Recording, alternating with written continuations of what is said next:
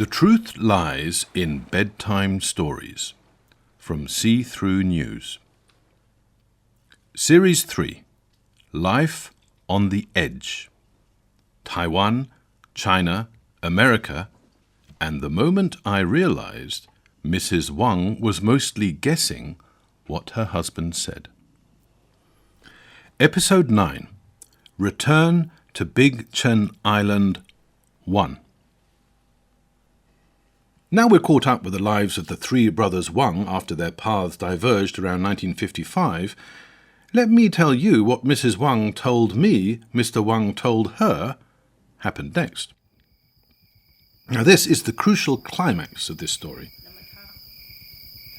I wanted to double-check all the details, so I've just checked that videotape of the interview I made in Alabama in 2001.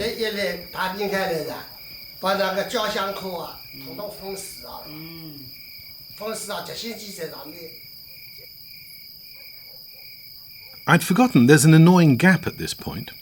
What with the Alabama heat, me getting so absorbed by Mr. Wang's story, and Mr. Wang starting to get tearful as he approached the story of his return to Big Chen Island, I failed to spot the tape had run out. Now, I can't say for sure how much of the story I missed recording. At the time, as I fumbled a second tape into the little digital camera, I took a guess and asked Mr. Wang to repeat the last couple of answers. But it's never the same second time round.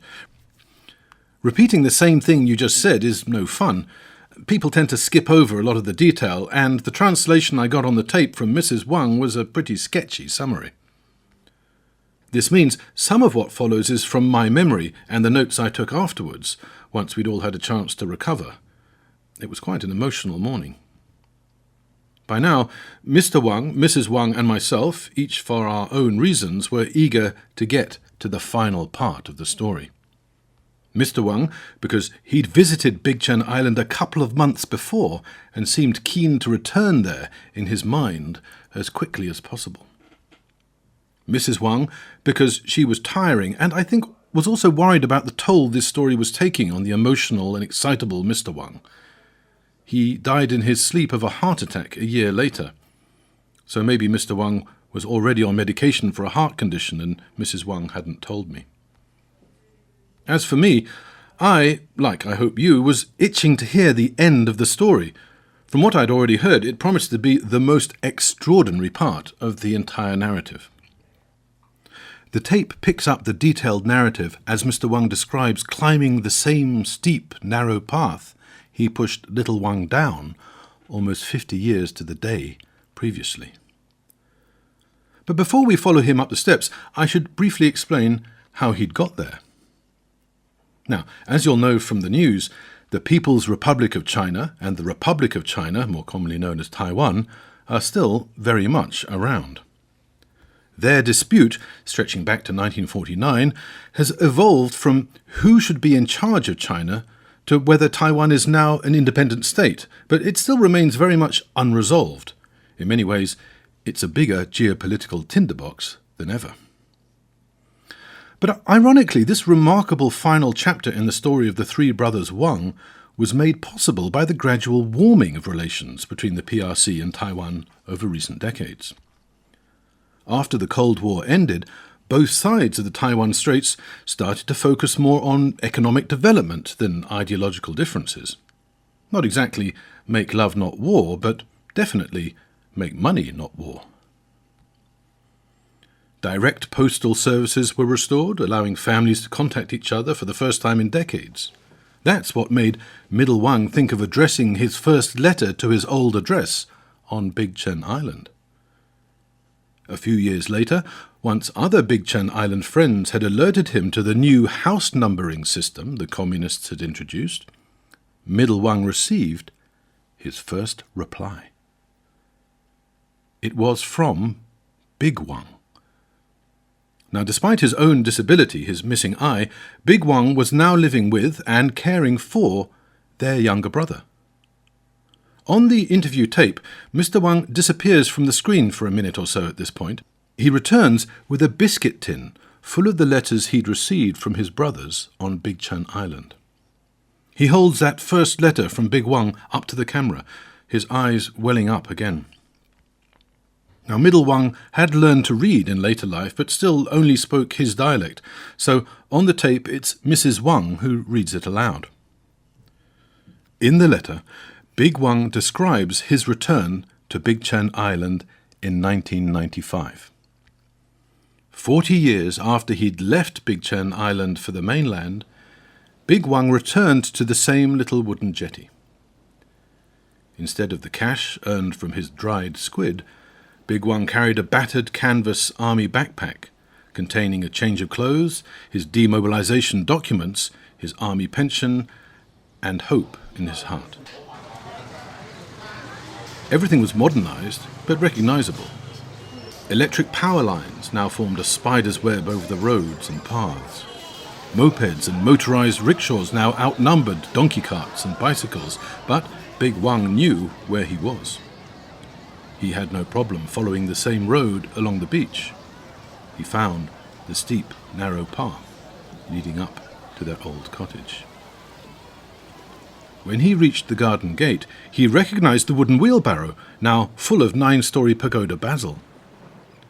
A few moments later, he recognized the wizened figure of his brother, Small Wang, slumped in the wheelchair beside it. The rest of the biscuit tin contained the dozens of handwritten letters that arrived in Alabama over the following years, as the brothers caught up on the previous decades since they'd been separated. These peter out around 2001, when Big Chen Island got international dial telephones. In every letter and every call, Big Wang urged Middle Wang to visit as soon as possible. Each communication included an update on Small Wang's health, and it was never good news.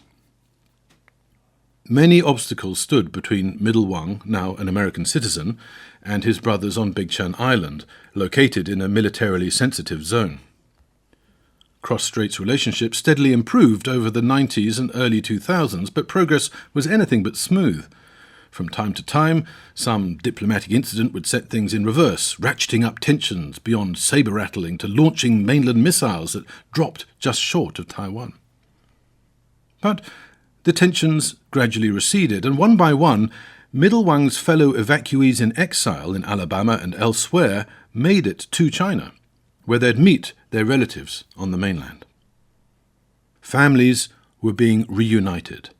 After decades, family bonds were being renewed, new ones forged between generations born after 1955.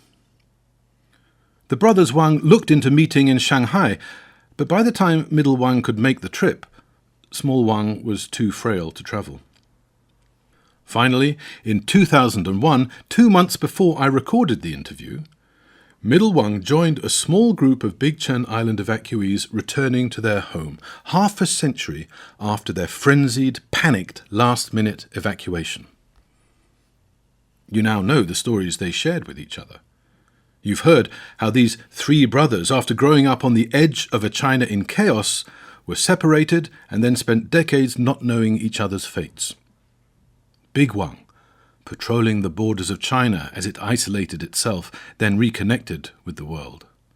Middle Wang, cooking up international solidarity in the galleys of boats docking at the edges of the oceans. Small Wang, connecting Big Chen Island's new residents to their new home at the margins of the East China Sea.